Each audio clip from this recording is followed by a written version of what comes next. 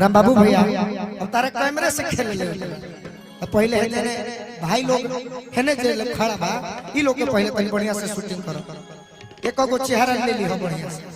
photo खींच ले जैसे साफ खींच ले डसे खातिर ठीक तनी अब ताली बजा दो भैया हौसला कि अम्मा वाला गोवाला पिया हो महुआ रे लागोवाला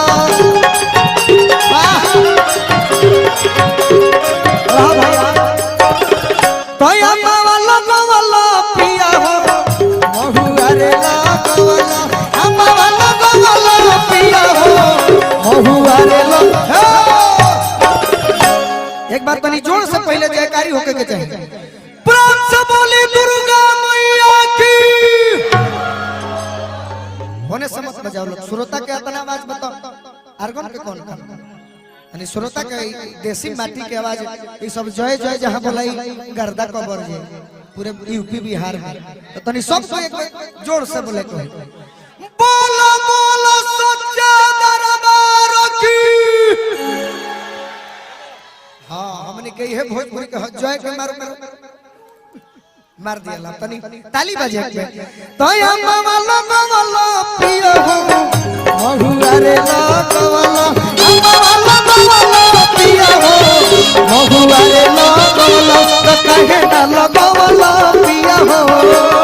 कहे ना लगवाला पियो हो निमिया के गछिया कहे ना लगवाला पियो हो निमिया के अरे अम्मा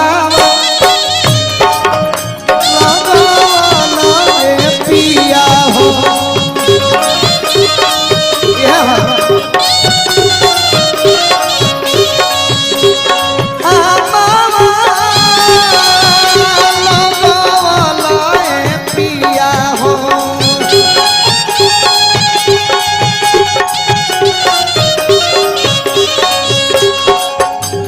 अम्मा लगवलो अम्मा अरे अम्मा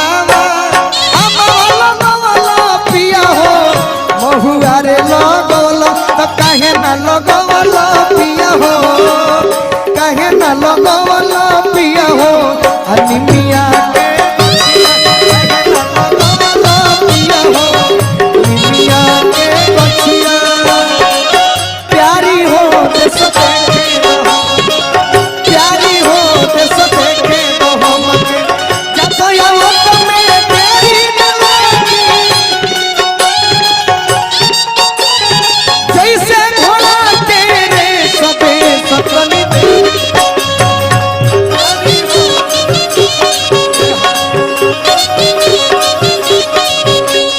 कहना लगवाला पिया हो निमिया के कहना लगवाला पिया हो निमिया के बचिया कि निमिये हो घरवा माई के अरे निमिये दुआरवा हो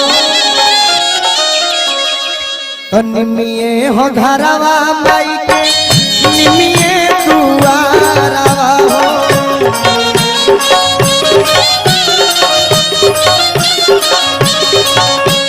भाव नाही को बहु इनका भावे नाही को बहु इनका पकड़ी पीपारवा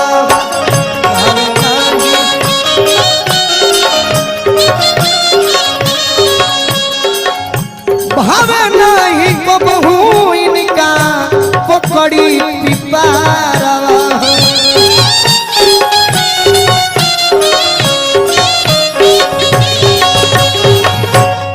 औरत कहता कि अनार लगवलो पिया हो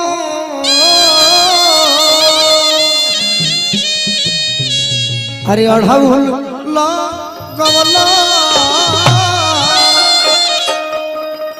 अच्छा रवा सब के आनंद आओ तक एक बार ताली बजा के बताई तो तनी रवा सब तू ही असली माई के भक्त बुझाता अनार लगवलो पिया हो अढ़ौल लगवला